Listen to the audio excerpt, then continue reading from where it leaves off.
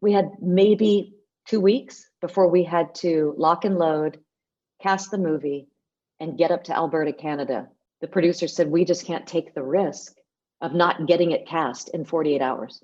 So what do you think about doing it? And I was like, oh, I really don't want to do both. That's a lot. But at the end, I was like, well, I'm going to be there anyway. Okay, let's go. Right. Hello, and welcome back to The Director's Cut, brought to you by the Directors Guild of America. Today's episode takes us behind the scenes of director Robin Wright's new drama, Land. The film also stars Ms. Wright as Edee, a woman who finds herself unable to stay connected to the world she once knew after suffering immense personal tragedy. She soon decides to retreat to the magnificent but unforgiving wilds of the Rockies and teach herself how to survive. Land is Ms. Wright's feature directorial debut. She has also directed episodes of the series House of Cards. Ms. Wright spoke with director Amy Redford about filming Land in front of a virtual audience. Listen on for their spoiler-filled conversation. Hi, everybody. It is my great pleasure to be here with the relentlessly talented Robin Wright to have a discussion about her first directorial debut film, Land. I'm so glad everybody could be here for this conversation. I'm honored and super excited. Hi, Robin. Hey, how you doing? Good. Well, congratulations are in order. It's a beautiful film and it's timely and so well executed. And I just want to say thank you for making this film, because you never get to make your first film again. And you did it with a lot of courage and a lot of conviction.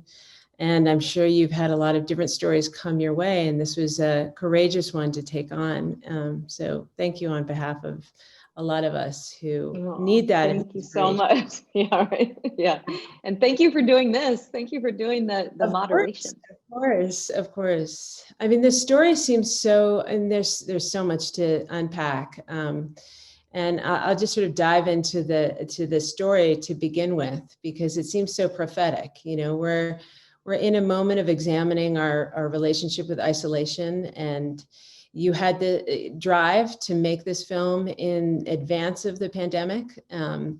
So can you speak a little bit to why the themes of not only isolation, but human decency and kindness were important to explore?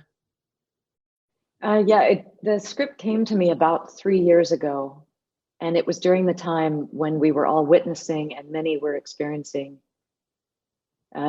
loss during the random shootings that were going on almost bi-weekly.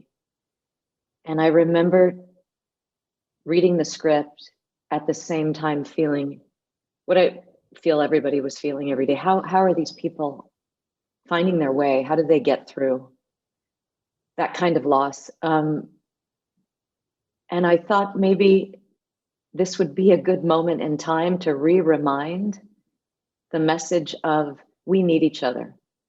And human kindness is, I think, what helps us have a renewed sense of faith and hope to live again in a new way, to find a new window in which to live. Take somebody else to pull you through when you're facing adversity like that. And then experiencing this last year of COVID, and we had to do post-production on the movie this whole year. So we should have come out a year ago, and it got delayed. Wow. And I thought, wow, isn't that interesting timing that it happened to come out right now when we've all been experiencing this kind of isolation and many people experiencing loss. And I just thought, this is about healing, how one can heal, how you can transform your pain. And generally, that happens with the help of another. Well, that that first seating when you first receive the script, and those things sort of line up, is such a critical moment. Can you speak to a little bit of how the script came to you, and how you began to put the wheels on the bus? Because I know that the imagining of this project has gone through quite an evolution, not only that you were the last addition to the cast, but, where you were going to shoot, your shooting strategy. So I attribute a lot of your agility to your craft as an actor as well, to know what you want when you see it. But can you just speak to the genesis of the project a little bit more in depth?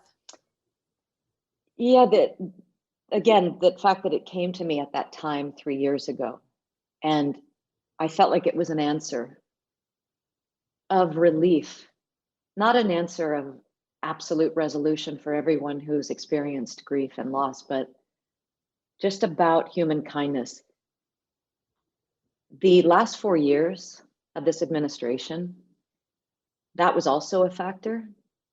Just the encouragement to be cruel, the encouragement to be mean, and the social media amplification of that, and all the advocates behind it. I just thought, why not just put the positive message out there? And so that was the genesis of why this particular script versus another one to direct as the first film. I felt like human beings, we want to feel that optimism, and it's so empowering, this story, in the end, that this character realizes doing it alone, and I'm not saying this is for everybody, this was one person's journey.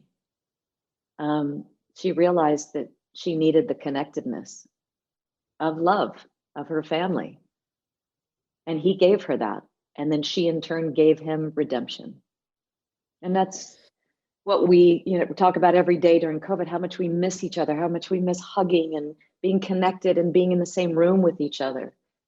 And I don't know, that just was such a beautiful connective tissue in this movie that I wanted to show. Well, and the framing of her pain and her journey in nature is such a character in the film. It's seems to be, it is such an important element and dynamic that she puts herself in. Why was that important to you, to have a script that incorporated that framing of nature? I mean, personally, it's medicine for me. And having grown up camping since I was 2, you feel the benefits of communing with nature, but you have to first respect it. And that's what was so interesting about this arc, is that she is on a one-track mind. I just want to do the tasks to hopefully survive. And nature is a beast and it kicks her butt. And to have someone come to the rescue and say, I'm going to teach you how to do it properly and how to respect nature, so that they welcome you in as a resident. So that nature being a character was a huge part of developing this movie. How do we want to hear nature in the beginning? How does she hear it? Versus how does she hear it once she's communing with it in the end? It's not her, it's her enemy in the beginning, and it becomes her friend. Yeah, I mean, her journey is quite remarkable in that there is a succumbing, to the power of it all. It's, I would love to touch a little bit on some of your production process. I mean, your producers have spoken so highly of you and seem to really have signed up for your vision from the outset. And, Laura, having background in casting, obviously was probably helpful to you in many, many ways. Can you speak a little bit about your relationship with your producers and how that evolved? Alan Stewart brought the project to me. And the fact that she and Big Beach Productions, Leah Holzer and Peter Saraf and Laura Kennedy, that we all saw the same vision for this movie. We all wanted that message to be shared. And out of the gate, we were like, great, at least we're all on the same page, because we all know what that's like, right? Fighting with the producers about what do you want the tone of your film to be. And then I've never had the experience of 4 weeks of prep. That was like heaven, to be able to have discussions, multiple, about how you want it to look. What do you want the tone of this scene to be? And then at the last minute, we didn't have time to cast the movie.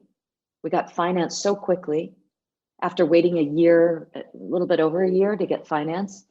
We were trying to sell it like a used car. Nobody was biting. We went to Cannes.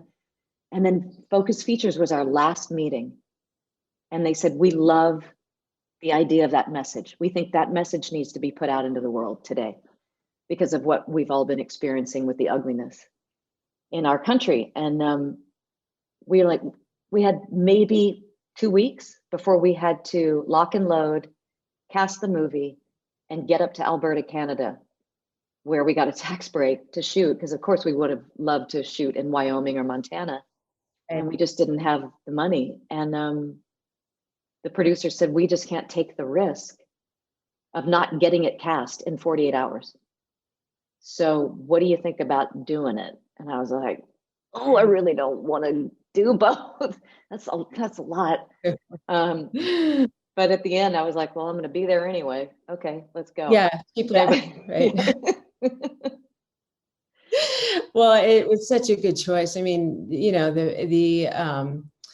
the way in which you obviously investigated her, not only from the story, but as a character, and knew, exactly where she needed to be at every moment, was so palpable. Let's talk about your pre-production a little bit, because it was pretty wild. It seems like there was some elements to that were, sort of evolving in the moment. I mean, I understand that your production designer, Trevor Smith, because that cabin is such a character in the film, built the whole cabin, tore it all down, brought it back up to where you guys were shooting.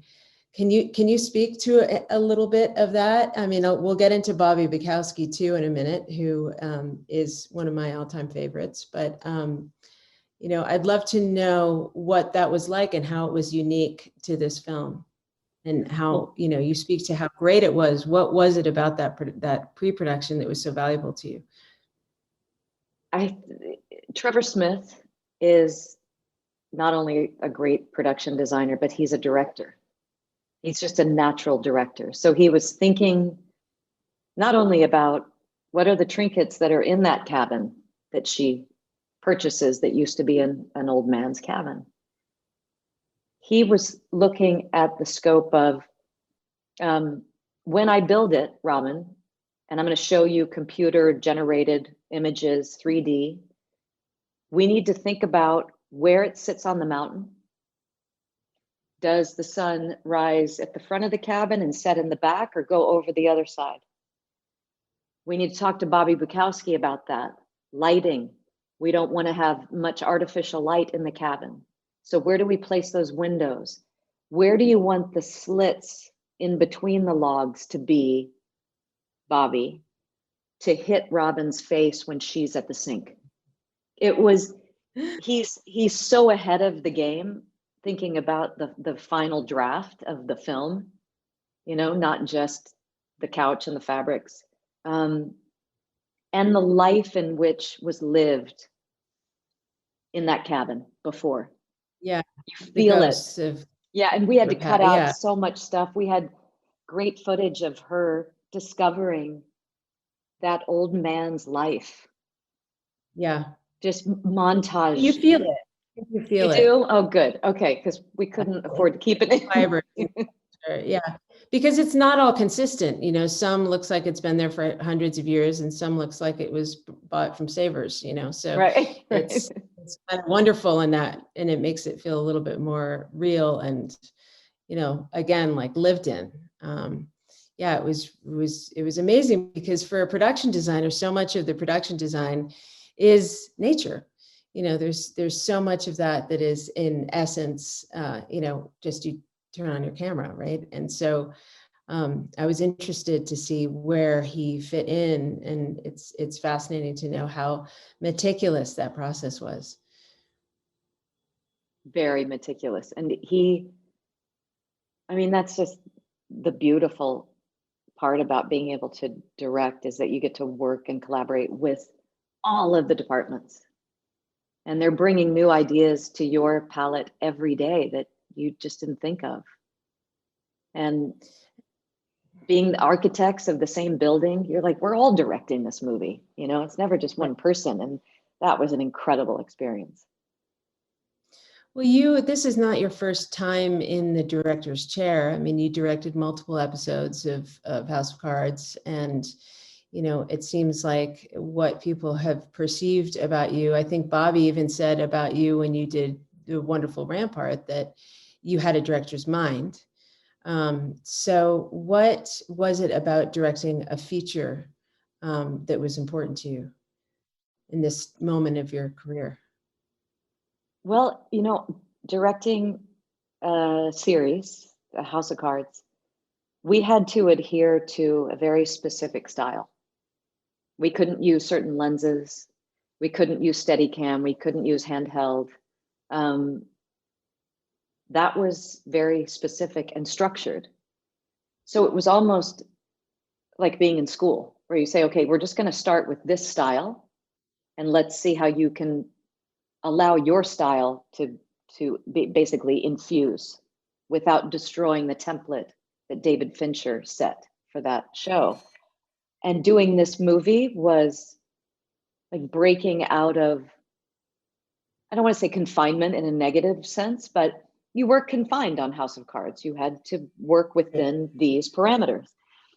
And Land was like, hey, Bobby, let's go design this movie. What do we want these shots to be like? What lens do we want to use? Do we want to be handheld? And he's such a great handheld operator. And wanting to get in to the, wanting the audience to go on the journey with her, not just be a viewer of it.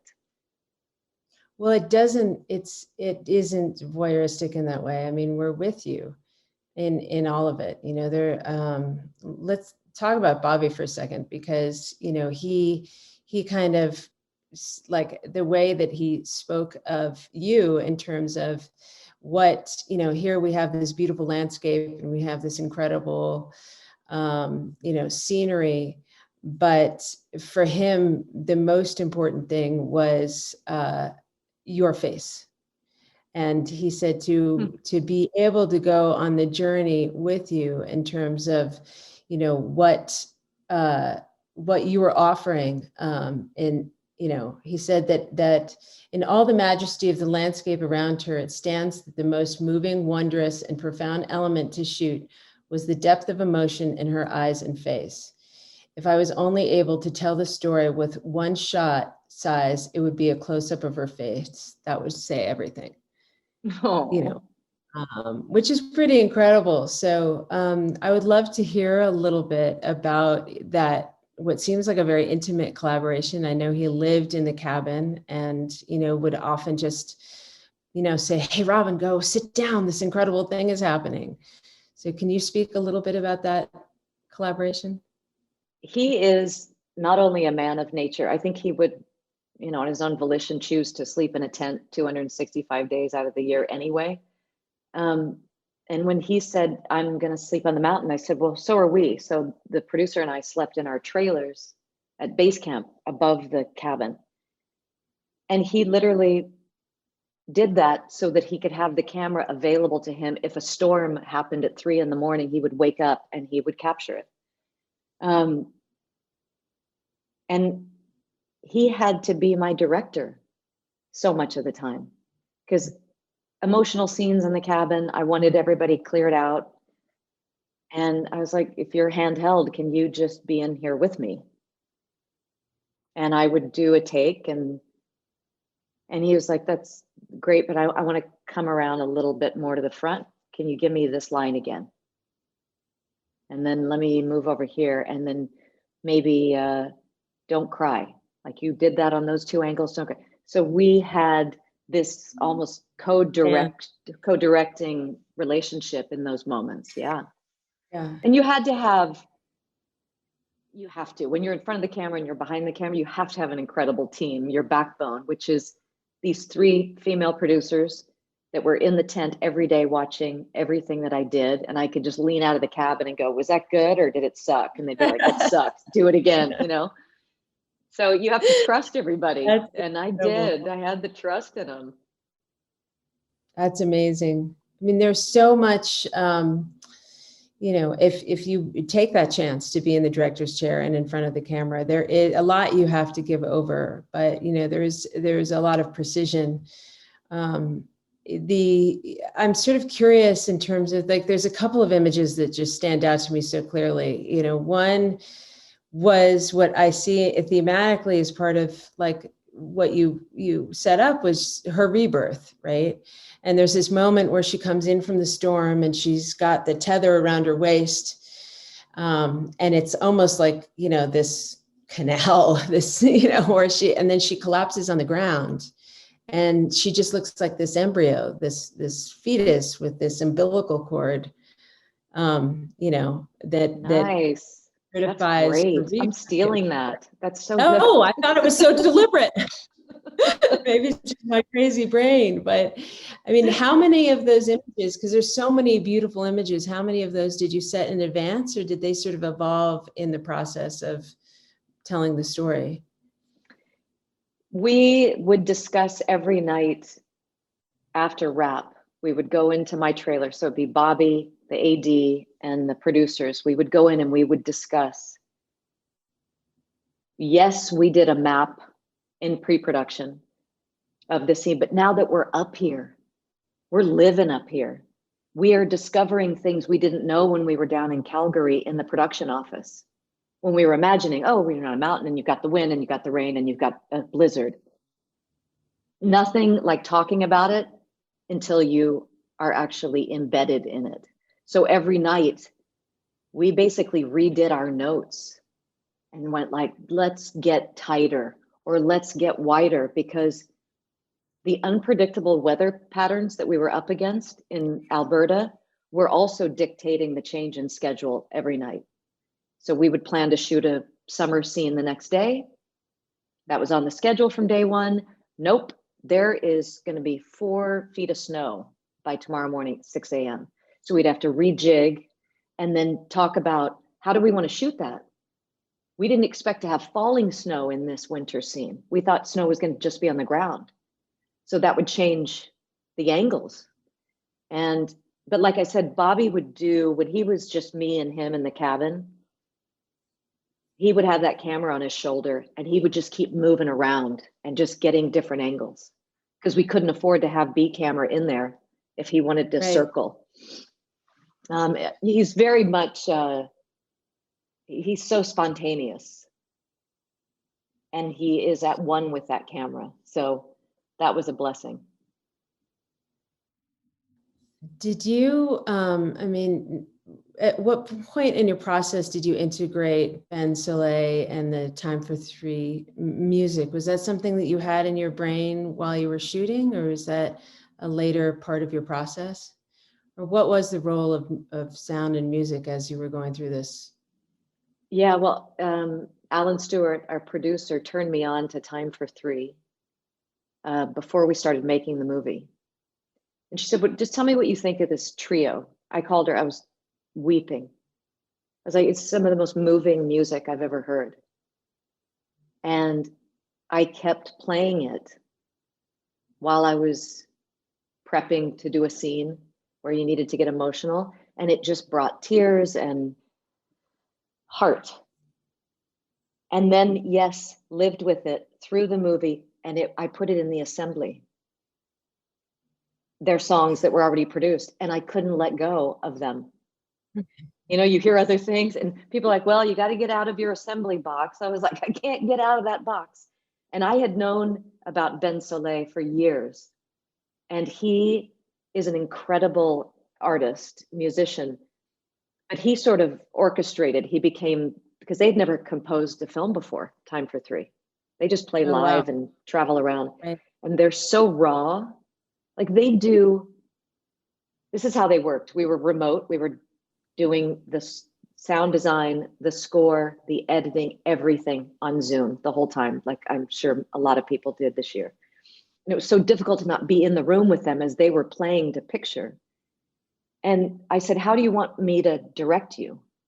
And Nick, one of the violinists, said, what's really great, and this is how we work as a trio, is we ask the audience to give us a scenario. Like, we want you to play a piece as if you're a 7-year-old and you're sitting in your room and you're watching TV, and all of a sudden you hear the ice cream truck and you jump up and you run out the house, down the sidewalk, and you're chasing after that ice cream truck because you don't want to let it go and you really want an ice cream cone. And they would play a piece of music that enacted just that. So I got to play with them in story, and that's how they came up with the sounds that were so similar to songs that I loved that they had already produced. I was like, please don't lose that element of heart that you have in that song that we can't use. Right. And Ben Soleil was kind of orchestrating them, and he uses instruments. I don't even know what they're made of. Like, he'll take the cup from the thing and the side of the baseboard, and he just creates these instruments and makes sounds. And that was such an important part of the movie. Forget about sound design, score. The movie needed to feel, is that music or is that the wind? Is that music or is that the rain falling on the aspen trees? And he brought those sounds into this trio. It was just a beautiful combination of the four. Amazing. So I, it's interesting to see that, so many of these people you've worked with before, and I'd love to talk a little bit about your cast. Damien, I hope I'm saying his name correctly. It was so, it felt so lived in. And so, his performance is so disciplined. So I'd love to know a little bit about your choice in him and, some of your other castmates, Kim. Talk about what that process was for you. Originally, the script didn't have Miguel as a Hispanic. It was a native. And I just didn't want to get that wrong. It's like, it was too, and Aaron Dignam told me about this organization called Dig Deep. It's one organization, I think they're here in California. One of the only ones in America who literally hires people to deliver fresh water to the reservations where they can't access it.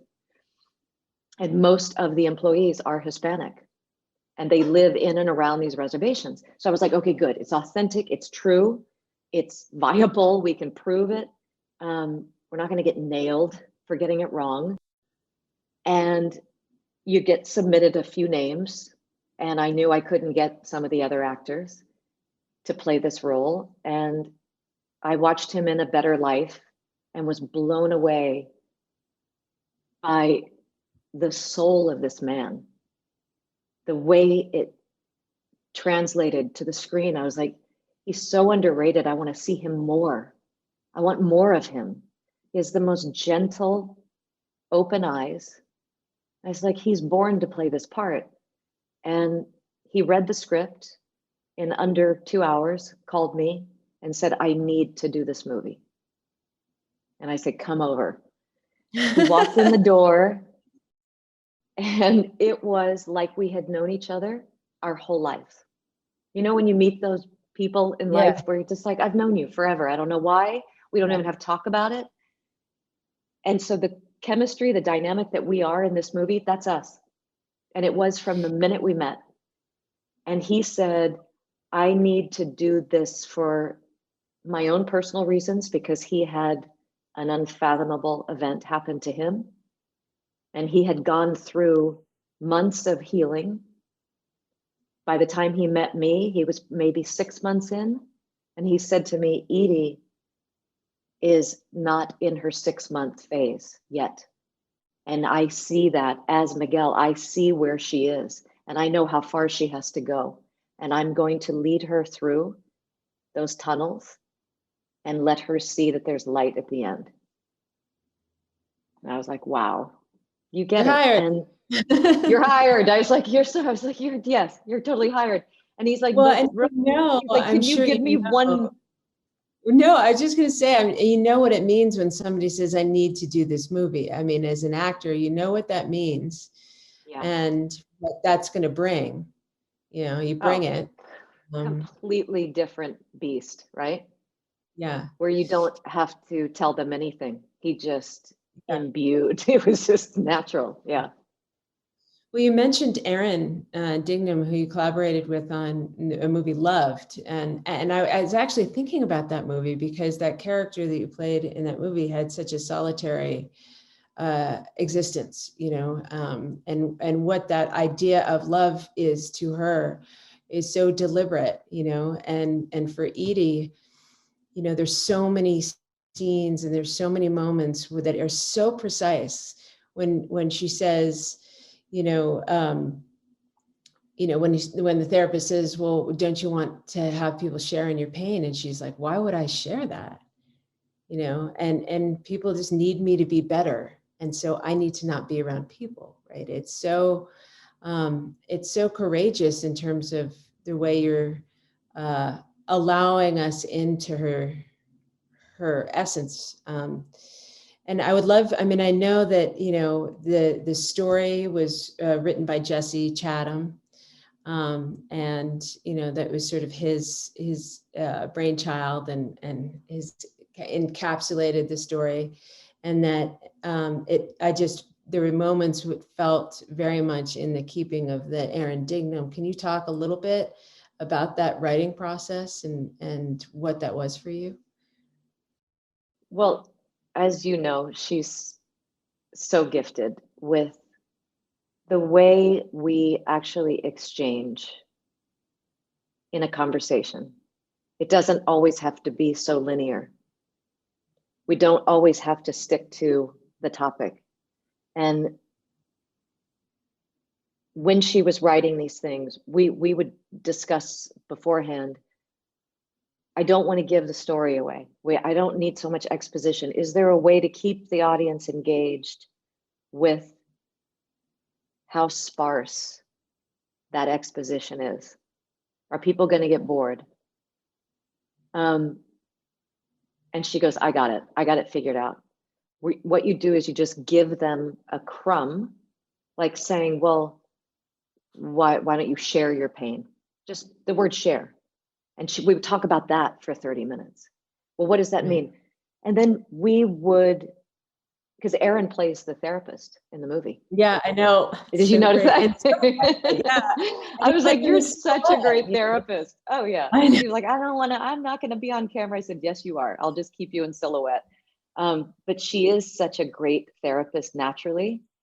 And we discussed it ad nauseum, just about how to not do the fast food version of this movie. We did so many iterations in the editing room. Like we shot the shooting. We shot the night that it happened, the event. Wow. And we shot scenes that Aaron wrote and added to Jesse's script, scenes of the past, Edee's past with her family. And I got in the editing room and Aaron looked at the movie with me and we were like, take them out. Just have faith in the audience that they will wait. The mystery will hold till the end. Fascinating.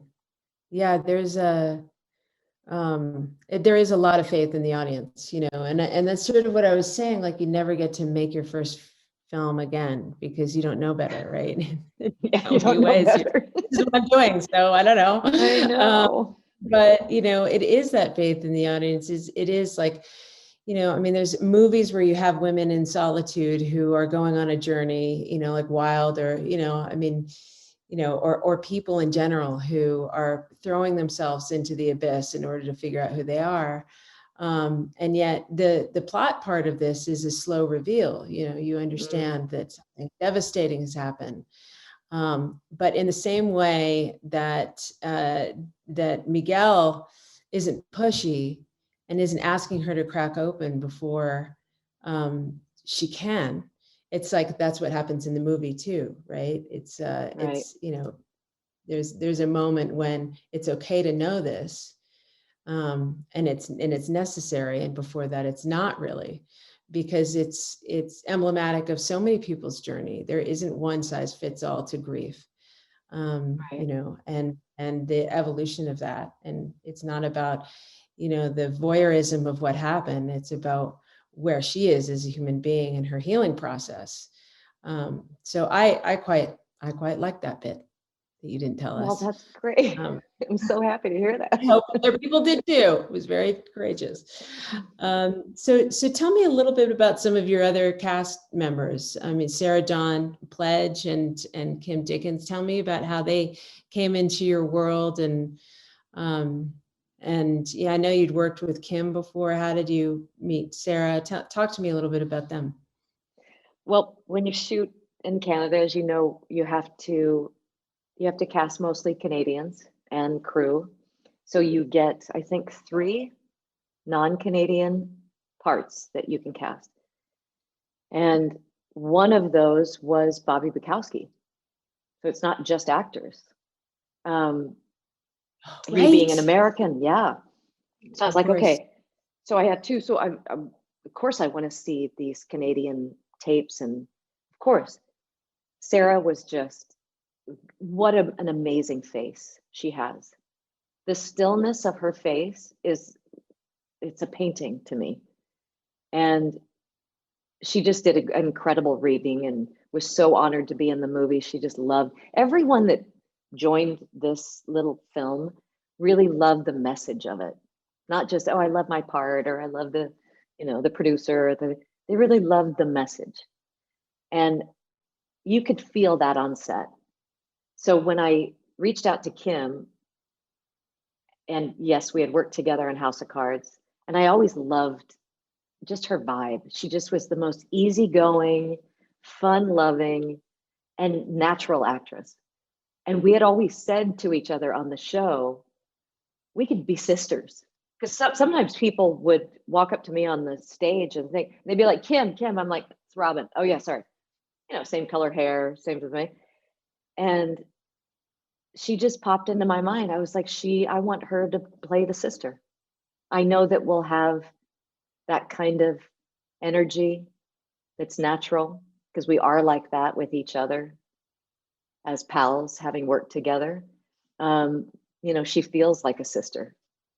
And she was willing to come on board and basically be the bookend of this movie. I said, it's not a big part. And we had more scenes to shoot with the sisters, and it just didn't fit. Those scenes didn't need to be there. Less was more. And she was gung-ho, ready to do it. Well, both of those women, there's a certain accountability that they demand of Edee, is you are putting other people in danger, or, if you hurt yourself, you hurt me, right? So there is, I love how they sort of are part of why she ends up staying in it, is to be able to go back to that hospital and eyeball her, and and then same with her sister, of course. Well, and like wrapping this up a little bit, I mean, I could stay here for another hour and a half or so, but I would love to know a little bit about where you are as a director, and what, I mean, obviously I think this movie gets spanked and out in the world tomorrow. Is that correct? Is that? Yeah. We're on the eve of, in this weird world that we're in. Yeah. Yes. But it is opening in theaters. I know, it's bizarre. Well, and that's what I like is yeah. So we need everybody to go see it, first of all. And second of all, I want to know a little bit about today, now that you're setting that free. Where are you headed, do you think? Do you have another project that you're working on right now, or are you staying in acting chair, or what do you want for yourself, director? Director, yeah, I got the bug for sure. I love it so much. I'm going to direct a couple of episodes of Ozark, season 4 of Ozark. Oh, So that's coming oh up my in goodness. a minute. I know, I love that Right. show. And then I would love to direct a comedy after this one. This was beautiful and uplifting, and it was a lot. And I would like to be behind the camera next time and not be in front as well. Do you have one in mind yet, or are you still searching? Well, it's already been made. It's called Annie Hall, and it's really a bummer because, it's been there, done that. You would never want to remake that movie, but something smart, comedic like that would be incredible. Yeah. All right, you have about 400,000 writers right now, like running to their computers. Good. Right. Yes. Well, congratulations, Robin. It's been such an intense honor and privilege to talk to you about your film. I wish you all the success that you deserve. And thank you so much. And thanks for doing this. It's been great talking with you. Oh, yeah, you too. Thank you. Bye. Thanks. Bye.